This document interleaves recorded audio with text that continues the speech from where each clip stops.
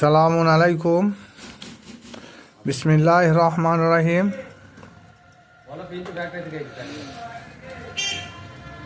এই রমজান মাস উপলক্ষে কিছু সীমিত আলোচনা। তাই মহান আল্লাহ পাক রব্বুল আলামিন তিনি মহাগ্রন্থে আল কোরআনে বলেছেন, ইয়া আইয়ুহাল্লাযীনা আমানু কুতিবা আলাইকুমুস সিয়াম কামা কুতিবা আলাল লাযিনা মিন কাবলিকুম লাআল্লাকুম তাত্তাকুন।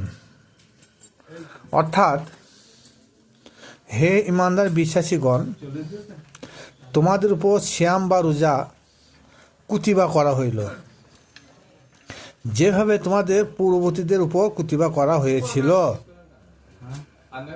সেরূপ বিধান তোমাদের উপরে দেয়া হলো, যাহাতে তোমরা তাকওয়া অবলম্বন করতে পারো। সূরা বাকারা আয়াত নম্বর 183। এই তাকওয়া বলতে কি বোঝানো হচ্ছে? তাকওয়া যাকে বলা হয়, পরেজগারি যাকে বলা হয়, মুত্তাকিনও হওয়া যায়। আল্লাহর প্রতি সম্পূর্ণ ভরসা করে থাকার নাম হচ্ছে তাকওয়া। তার দ্বারা কোনো মন্দ অন্যায় কাজ হবে না। এক কথায় সর্বদাই তিনি আল্লাহর স্মরণে থাকবেন। এরপর সূরা বাকারার এই 183 নম্বর আয়াতের অধিকাংশ তফসিরকারগণ বলেছেন যে রমজান মাসের রোজা মুমিনগণের উপর ফরজ করা হইল। এই ফরজ কথাটা কিন্তু বাংলা নয়, আর আমানু কথাটা কিন্তু মুমিন নয়। আমানু হচ্ছে ঈমানওয়ালা, যা বিশ্বাসী। আর বিশ্বাসকে দুটি ভাগে ভাগ করা হয়, আন্তরিক বিশ্বাস আর মৌখিকতা বিশ্বাস। দুটো কিন্তু একই নয়। তো যাই হোক, আজকে এই বিষয়টা আমার নয়। তাহলে বেশিরভাগ তফসিরকাররা এই সূরা বাকারা 183 নম্বর আয়াতে তফসির করেছেন যে রমজান মাসের রোজা মুমিন বান্দাদের উপর ফরজ করা হলো, কিন্তু এই ফরজ কথাটা বাংলা নয়, এটা হচ্ছে আরবি শব্দ। আরব দেশের লোকেরা এটাকে ফার্দ শব্দ ব্যবহার করেছেন। এর মধ্যে আরবি 3টি শব্দ আছে, যেমন ফে, রা, দোয়াদ, ফার্দ। আমাদের দেশে অধিকাংশ লোকে এই দোয়াদটাকে জোয়াদ ব্যবহার করে থাকেন। তার জন্যে ফরজ উচ্চারণ না করে ফরজ শব্দ আমরা উচ্চারণ করে থাকি।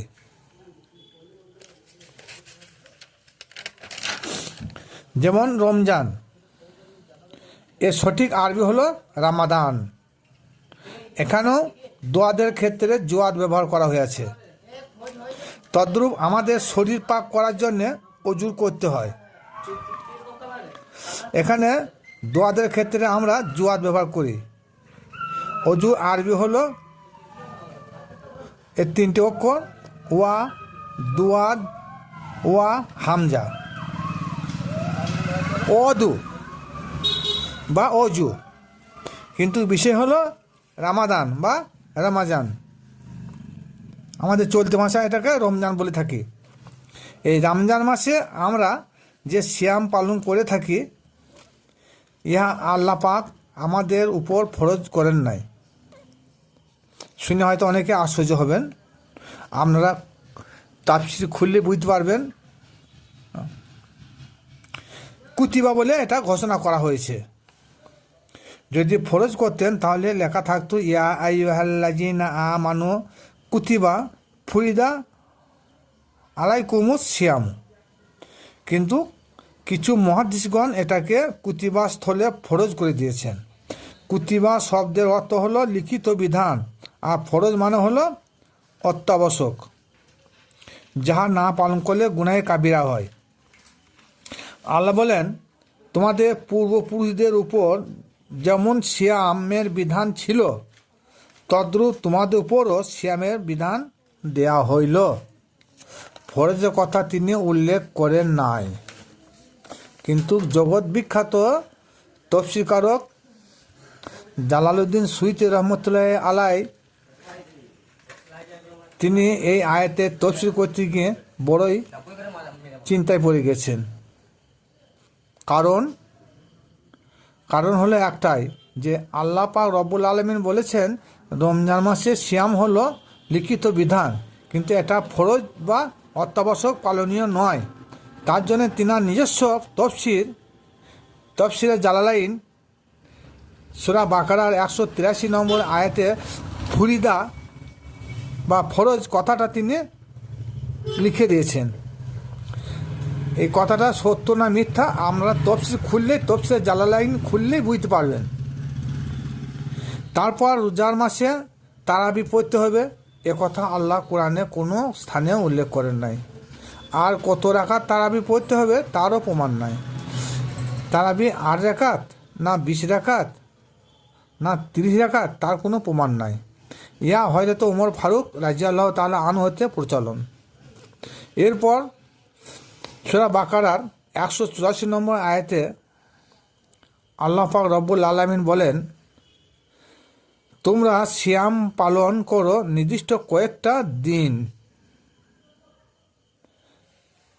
কদিন সিয়াম পালন করবে? মাত্র কয়েকটা দিন। এখানে 3 দিন না 10 দিন না 20 দিন এ কথা পরিষ্কার না, আল্লাহ পরিষ্কার করে দেন নাই, বলেছে মাত্র কয়েকটা দিন। এখানে 30 দিনের কথা উল্লেখ নাই। যেমন জিলহজ মাসে 10টা রোজা আছে, যেটা আল্লাহ উল্লেখ করেছেন সূরা বাকারা 196 নম্বর, 96 কি সম্ভবত 95 নম্বর আয়াত হবে, দেখবেন। কিন্তু এই আয়াতে প্রথমবার বলেছেন 3টি, তারপরে বাড়িতে গিয়ে 7টা। হজ ব্রত অবস্থায় 3টি রোজা বা সিয়াম, আর বাড়ি গিয়ে 7টি। এই 10টি রোজার কথা আল্লাহ উল্লেখ করেছেন, সংখ্যায় তিনি দিয়েও দিয়েছেন। কিন্তু রমজান মাসে 30 দিন সাওম বা রোজা পালন করতে হবে, এরকম আল কোরআনে কোনো উল্লেখ নাই। এরপর আল্লাহ পাক রব্বুল আলামিন আমাদের প্রতি একটা সহজ সরল একটা আয়াত নাজিল করে দিয়েছেন, রোজা সবার জন্যে নয়। কারা রোজা পালন করবে, কারা রোজা পালন করবে না, তাও কোরআনে বলে দেওয়া হয়েছে। যারা সুস্থ তারাই রোজা রাখবে, আর ইমানদারগণ, কিন্তু যারা শারীরিক দিক থেকে সম্পূর্ণ সুস্থ নয় তারা রোজা রাখবে না। তাহলে রোজা কে রাখবে? রোজা রাখবে যারা শারীরিক দিক থেকে সুস্থ এবং ইমানদারগণ হতে হবে, এবং যে অসুস্থ হবে তার রোজা রাখা প্রয়োজন নয়। আল্লাহ কারোর উপরে ভারী বোঝা অর্পণ করেন না। আর যে ব্যক্তি সফরেও থাকবে তারও রোজা রাখা প্রয়োজন নাই, তবে অন্যান্য দিনগুলিতে তোমরা এটা পূরণ করে নিও, আল কোরআন। আর সুস্থ থাকাকালীন যারা সিয়াম বা রোজা পালন করতে অক্ষম, বার্ধক্য এসে গিয়েছে, কিন্তু শরীরের কোনো অসুখ বিসুখ নেই, শরীর সম্পূর্ণ সুস্থ, তাদেরও কর্তব্য রোজা রাখা। কিন্তু যদি না পারে তাহলে একজন দরিদ্র ব্যক্তিকে খাদ্য প্রদান করা উত্তম, অর্থাৎ যতদিন সিয়াম নির্ধারণ করা হয়েছে ততদিন পর্যন্ত। আর স্বইচ্ছায় নেক কাজ করা ইয়া প্রত্যেক মানবের প্রতি এটা কল্যাণকর। সূরা বাকারা 185 নম্বর সূরা, এই আয়াতে আল্লাহ বলেন, তোমাদের মধ্যে যারা এই মাসে উপস্থিত থাকবে তারা যেন রোজা বা সিয়াম পালন করে। এখানেও কিন্তু নির্দিষ্ট কথা বলা হয় নাই কটা রোজা রাখবে, এই মাসে কথা বলেছে, মাস ভর এরকম কথা বলেন নাই। সিয়াম পালন করা একটা ভালো কাজ, সিয়াম পালন করলে তাকুয়া পরহেজগারি অবলম্বন করা যায়। আর সুফিবাদের মধ্যে একজন ওলি কামেল পীর মুর্শিদ, তেনারা 12 মাস সিয়াম পালন করিয়া থাকেন। নচেত কেহ অলি আল্লাহ, পীর, মুর্শিদ, গাউস, কুতুব, মুমিন, মুত্তাকিন এদের পথ গ্রহণ করতে পারে না। সিয়াম মানে আত্মসংযম করা। আর যেনারা নিজেকে মুমিন দাবি করেন তেনাদেরকেও আত্মসংযম করতে হবে। সুফিবাদের আর একটা মতামত হলো যে আপন নফসের দ্বারে যেজন সর্বদাই পাহারা দেয়, সিয়াম, শবে বরাত, শবে কদর, হজ, চাঁদে তার পালিত হয়। তাহলে আমরা এই যে সিয়াম মাসে রোজা পালন করছি,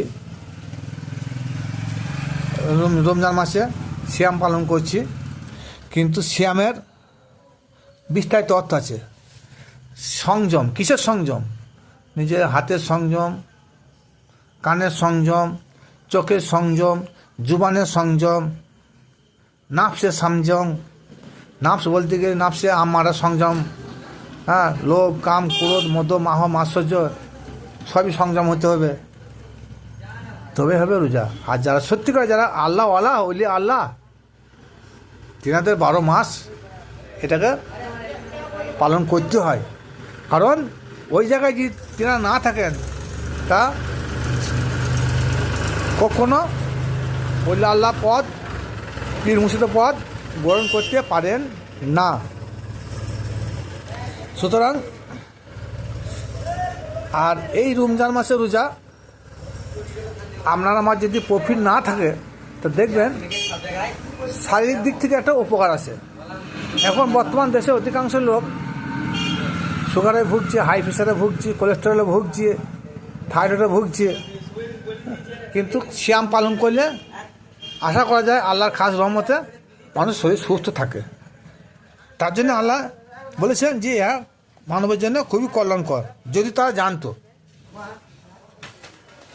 যাই হোক, এতক্ষণ যাহা আলোচনা করলাম,